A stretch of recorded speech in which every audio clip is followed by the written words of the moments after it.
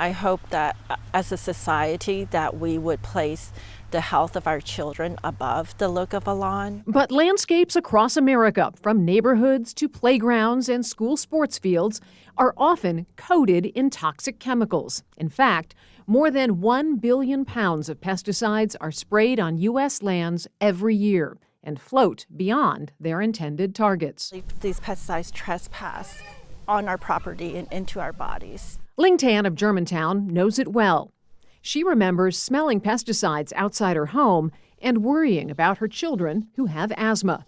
Everywhere my kids turn, they could not get away from it. They would be exposed to it when the chemicals found its way onto their school. Also, when they went to the playgrounds, they would be exposed to the park spraying of the chemicals. Kids are more vulnerable to the effects of the poisons in pesticides, potentially impacting their developing brains, organs, and immune systems.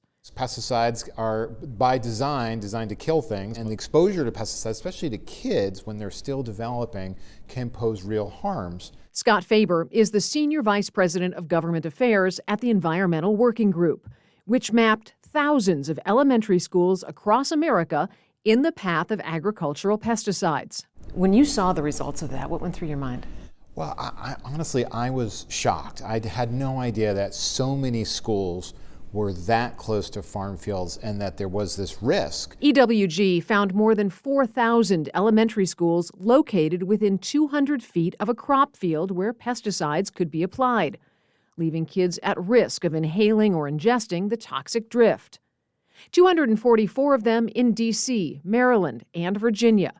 And the dangers go far beyond those 200 feet. We totaled the number of elementary schools within a quarter mile of crop fields and found nearly 26,000, 1,021 of which are in the DMV. According to the U.S. Geological Survey, these sprayed poisons can float for hundreds of miles.